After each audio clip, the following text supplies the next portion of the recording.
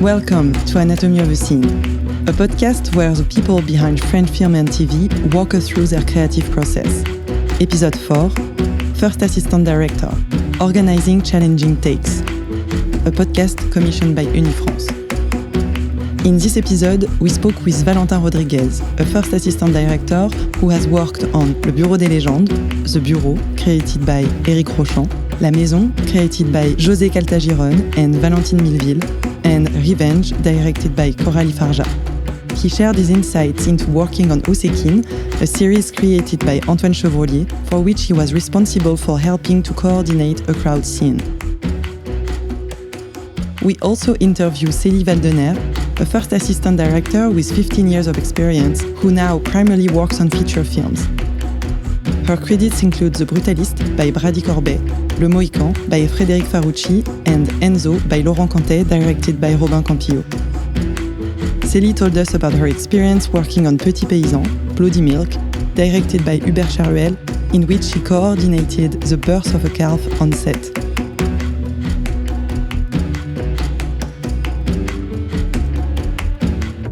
So my name is Valentin Rodriguez. I'm a first assistant director on the series Oussekine on Disney+, directed by Antoine Chevrolier. And I've been working as an assistant director for the past 18 years of my life. Why did I start this job? I started working in this field because I wanted to help tell stories. As a first assistant director, there are two parts of my job. The first part, preparation. Basically, I'm the interface between the director, the production, and the rest of the crew. So I break down the script to identify what we need, who we need for each scene. And then we build a knowledge base with my team that we share with all the departments, and we make sure everyone gets to do their best work. Then I translate the script and the budget restrictions into a shooting schedule. So what do we shoot what day? And throughout prep, I adjust it, according to actors' availability or locations' availability. So that's the first part, that's prep. And then for the shooting part, the second part, my team and I run the set, preparation of the actors at the HMC. It's an acronym we use in France to say hair, makeup, and wardrobe. And we make sure everyone from the crew to the actors, to the extras know what we do and how we're going to shoot today. So we make sure also that we stay on schedule on the day. We keep an artistic eye on what we're doing. Veering off the original script, are we missing a shot? We try to be also an artistic partner. So assistant directors are not personal assistants. We're conductors for the movie or the series.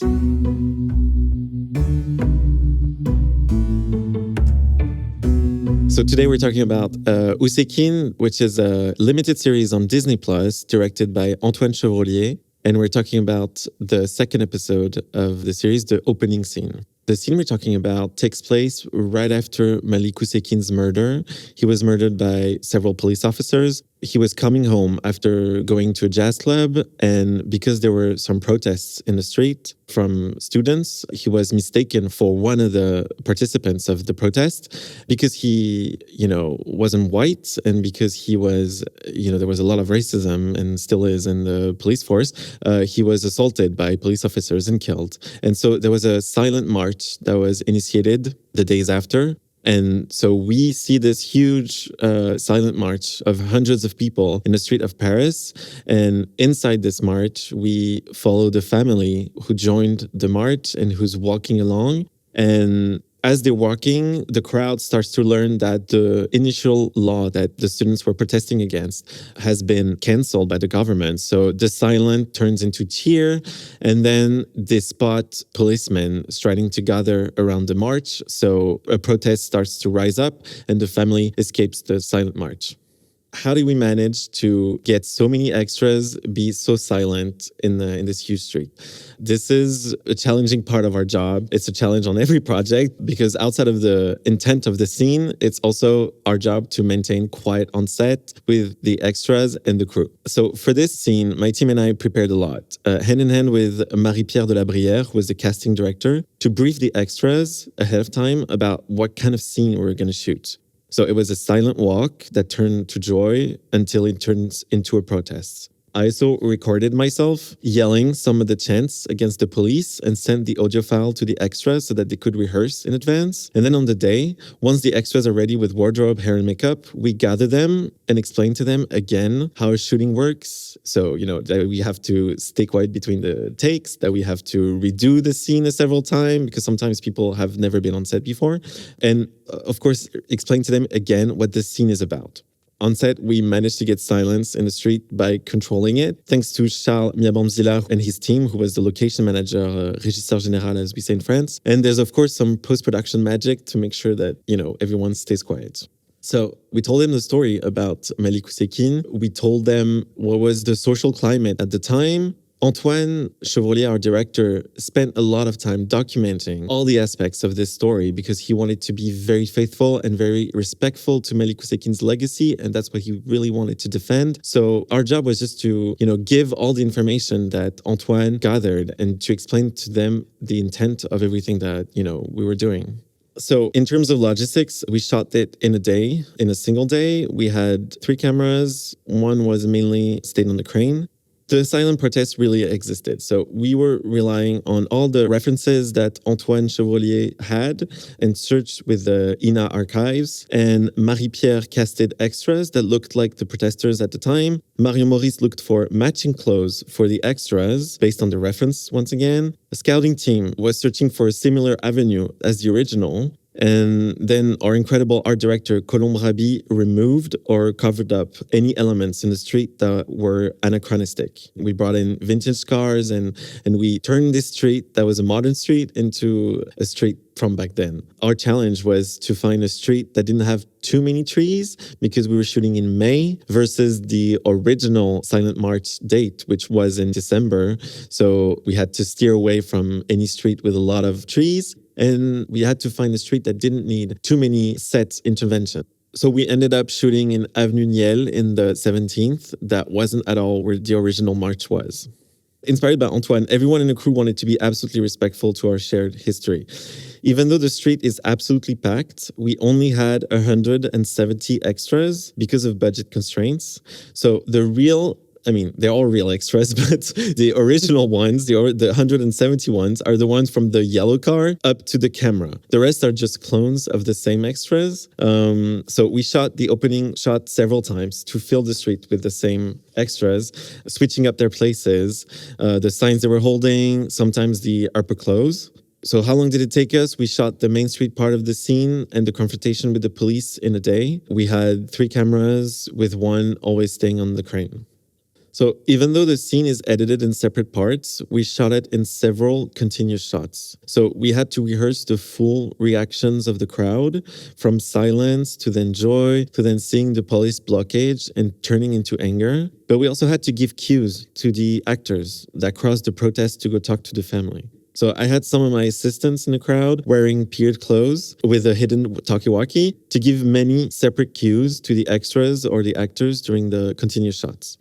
Another anecdote from this day of shooting is that for cloning the extras, you would usually use a motion control crane to do a multipass to get the exact same camera movement every time. But we couldn't get one because of budget. So it all relied on the ability of the operator to do the same movement every time. And it worked.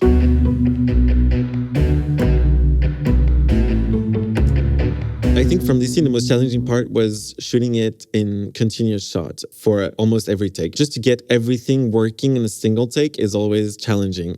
But for the project, I think the most challenging part was the most rewarding. We felt great pressure to honor the story correctly, great ambition for it, but we had limited preparation time and shooting time and limited budget for the scale of it. So having Malik Oussekine's family support on set was incredible and really helped us going. Also, Antoine and I wanted to have a more ethnic representation in the crew to continue to challenge racism and underrepresentation in the industry. We work in a very white industry and we have a lot of trouble bringing in diversity. And so because schools are very expensive, movie schools are very expensive, it takes time also then to train these new people that, we help to bring up and involve in those projects because they just don't have access to the same things that so many of other people have.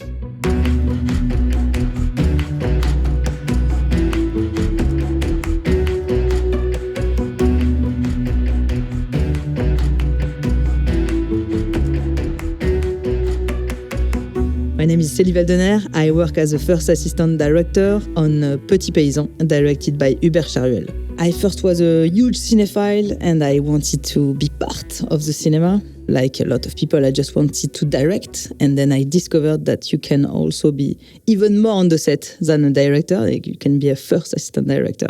My job is consisting in evaluating what we need, estimating the time we need for each scene, and scheduling the shoot.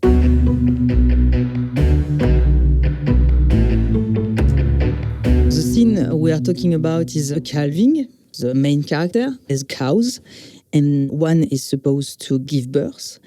And she's alone in a barn. It's during the night. He's doing researches on the internet. And then at the same time, he feels, because he does have a baby phone, that the cow is ready to give birth. So he goes to her and then he helps her to give birth.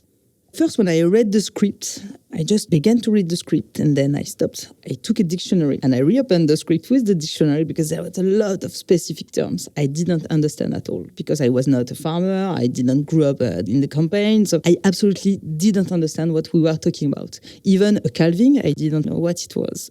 So when I read this, I was like, okay, now I have to write down like all we need to know to be sure that we can film this. First, you have to ask people who knows. So farmers and veterinarians, how do we do this and how can we assist this? And can we have a cow in our set? And can an actor help a cow to give birth? We have to know when is the calving season. Does it work within our 2 months of shooting?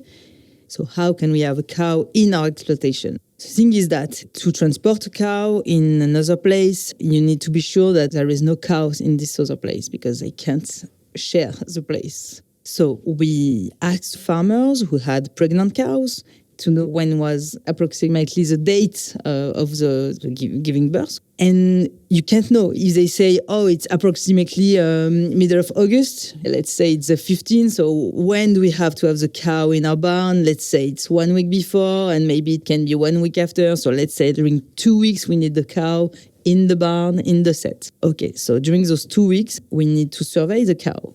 How do we do this? Babyphone is a great idea. Babyphone with sound because you need to also to hear if she has difficulty to breathe and everything. So the set needs to be close from somebody who can survey the cow. So because the set was in the director's parents' farm, we could have his parents surveying the cow with the babyphone. The other thing is that the scene has to take place during the night. Because at this moment in the script, the character is making some researches on his computer and then he hears that the cow is in difficulty in the barn, so he goes, what's happening if the cow is giving birth during the day? It's really difficult to make black in a barn. Okay, can we adapt the other scenes around and then make everything being day effect? We cannot put everything that takes place before or around at the end of the shooting because also it's the beginning of the movie. So we have to make the barn black for sure and to light it before. And then how many cows we need? We think that we need 3 cows because maybe the first one we will miss it or maybe the actors won't be able to help her or maybe something goes wrong or maybe we don't have the shots. So let's schedule we have 3 cows within the 2 months of shooting. So we organize the first one, and then we need the actor to be ready to help the cow. So there is a calving machine. So we had to explain him how to use the calving machine, and it's a huge thing because it's a stick in metal and then 2 ropes. You have to put the ropes around the legs of the calf and to pull, and then the cow maybe falls. The cow is 700 kilos, so everything is dangerous as well. And you have to understand, like before the thing is happening, how to help her. So Arlo was supposed to be an actual farmer. So the actor needs to be prepared. We need to have the cow in the set, and then we need to define who needs to be here. Beginning at when we know that she's about to give birth, how many time do we have? We needed to be sure that in 1 hour we can be there. We had to have the actor, the DP, one assistant, the director, myself, and if possible, only one person for the sound and the veterinarian. And that's the minimum amount of people we needed. So in order to organize this, because it can be the night, the weekend, we said, okay, during this period of time, we need the actor to sleep with the wardrobe. We need the DP to sleep with the camera. We need the sound engineer to sleep with his material. And during this period, like everybody needs to be available on his phone. And then to wake up if it's during the night or during the weekend and be ready to be in the barn within 1 hour. It happened when we were shooting. Because we are shooting, it's the day of shooting. We can't go really in advance because it makes a lot of additional hours for the crew who are waiting for us to come back. So we absolutely needed to shoot a maximal amount of things before going. We knew that the cow was like about ready to give birth, and then we were shooting something else, ready to go, and we took the camera, we took everything, and then we arrived there, and the veterinarian was waiting for us. It's really impressive. A cow, you want everything to be good for her. It's reality suddenly, and we need to shoot. So now it's a almost full documentary with an actor. Swan had to put plastic gloves for his comfort, and he said, no, I won't put the gloves because it's not cinematic. I'm just going to do it with my hands because it's supposed to be during the night, and I'm just supposed to run out of my place. I don't put gloves for sure. He goes with his hands inside the cow, putting the ropes around the baby's legs. And every time he was doing something, we had to stop just for the vet to check if everything was okay. And the vet was with us since already 2 weeks, and he began to understand how we were doing things in terms of shooting. So he was jumping on the scene, going out of the frame. It was perfect because he just was understanding how you make a movie. He was saying with his hands, I need to go. I was like, stop. Okay, stop. Arnaud, go out. And Swan could continue. So everything was working so well. Everything happened exactly how it was written. And then the cow falls in the ground. And then everything is dangerous, but it was prepared. So everything went well.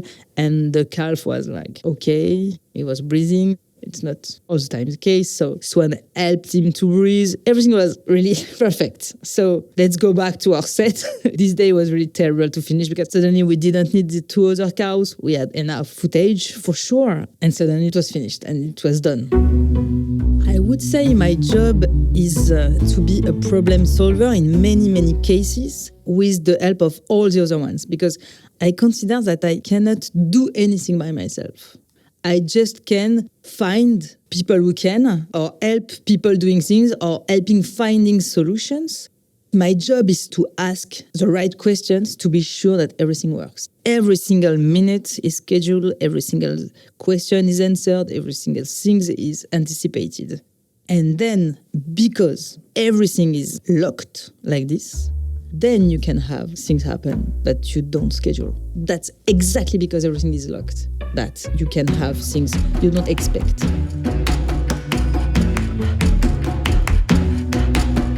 This episode was produced by Jeanne Boezek, editing and mixing by Fanny Martin and Jeanne Delplanque, original music composed by Fanny Martin. This podcast is commissioned by Unifrance, and this episode is part of a series. Listen to all the episodes wherever you get your podcast.